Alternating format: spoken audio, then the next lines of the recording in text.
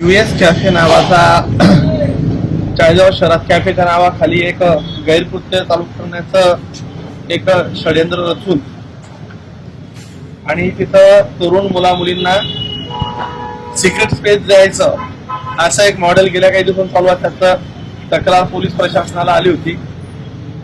स्वतः आपल्या शहराचे पोलीस निरीक्षक पाटील साहेब स्वतः आल्यानंतर इथं आल्यानंतर एक चित्र असं लक्षात आलं की पडदे लावून तिथं त्यांना प्रायव्हसी रूम करून प्रायव्हसी जागा करून दिली होती आणि कॅफेमध्ये पूर्ण अंधार करून त्यांना बसू द्यायचं.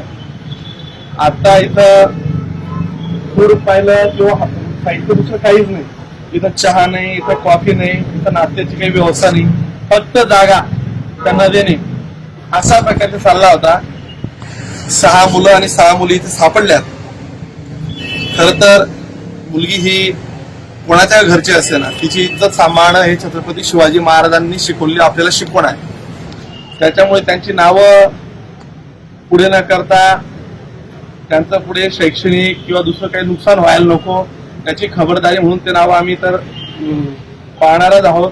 पण त्या मुलांना प्रिव्हेन्शन म्हणून पोलीस प्रशासन कारवाई घेईल आणि स्वतः आज हे कॅफे आम्ही नगरपालिका, पोलीस प्रशासन आणि मी स्वतः सहकार्याने हे उद्ध्वस्त केलं.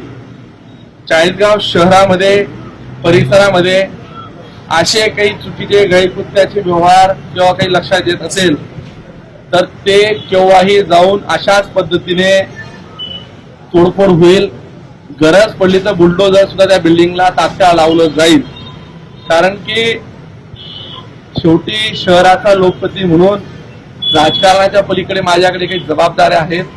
त्या जबाबदाऱ्या मीही पार पाडेल. पोलीस प्रशासन, नगरपालिका प्रशासन देखील त्याला सहकार्य करणार आहे. या निमित्तानं पालकांना माझी एकच विनंती असेल, आपला आणि मुलगा आणि मुलगी काय करतोय याची जरा आपण व्यवस्थित माहिती ठेवली पाहिजे.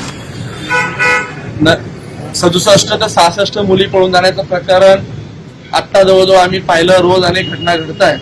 प्रत्येकच मुलगा आणि मुलगी अशी असते असं नाही, पण एक खातरदारी म्हणून मुलांना विश्वासात घेऊन त्यांचं काउन्सिलिंग केलं पाहिजे. आजचं हे प्रकरण म्हणजे हे चाळीसगाव शहराला लागलेली कीड आहे. असा कुठलाच प्रकार मी काय आम्ही कोणी सहन करणार नाही एवढं सांगतो. दादा, नगरपालिकेच्या हाकेच्या अंतरावर हे कॅफे चालतं. अनधिकृतपणे हे कॅफे या ठिकाणी सुरू होतं. पोलिसांना यावेळेस 3ऱ्यांदा कारवाई करावी लागली, मात्र एकहीदा नगरपालिकेने त्या ठिकाणी कारवाई केली नाही. मागे एकदा ह्याच कॅफेवर मी स्वतः एकीकडे पाटील असताना आलो होतो. त्यावेळेस ते बंद झालं होतं. मधल्या काळात पुन्हा अजून याचा पेव सुटला. या कॅफेला असे काही असतील तर ते तात्काळ नगरपालिका प्रशासनाला मी सांगेल आणि यामध्ये जर कोणाची इन्व्हॉल्वमेंट असेल त्या अधिकाऱ्याचं निलंबन देखील केलं जाईल. नगरपालिका प्रशासन विभागात अतिक्रमण विभागाचे जे अधिकारी असतील त्यांना या संदर्भात कारणे दाखवा नोटीस देऊन आणि त्यांची जर चूक असेल तर त्यांचं देखील निलंबन मी त्यांना सीओना कलेक्टरांकडे प्रस्तावित करायला सांगतो. यामध्ये नगरपालिकेचा रोल किती होता हा देखील तपासावा लागेल. बघा, या प्रकरणामध्ये हा प्रकार करणारी एक प्रवृत्ती वेगळीच आहे. तो जागा मालकालाही कदाचित माहिती नसेल, पोलिसांनाही तो प्रकार माहिती नसेल, नगरपालिकेला पण ह्या प्रकारे ही जागेचा वापर असा होतो आहे हे कदाचित माहिती नसावं. या संदर्भात त्यांना मी तात्काळ सूचना सांगणार आहे आणि अशा प्रकारचे ज्या ज्या ठिकाणी म्हणजे अशा संदर्भातले व्यवसाय चालत असतील तिथं तात्काळ कारवाई आणि याच्या पुढे स्वतः मी एखाद्या दिवशी जेसीबी घेऊन ते उखाडणार आहे. ताज्या घडामोडी जाणून घेण्यासाठी शिवशाही न्यूज यूट्यूब चॅनलला सबस्क्राईब करा. आपण हा व्हिडिओ फेसबुकवर पाहत असाल तर फेसबुक पेज फॉलो करा आणि शिवशाही न्यूज.com या आपल्या वेबसाईटलाही भेट द्या.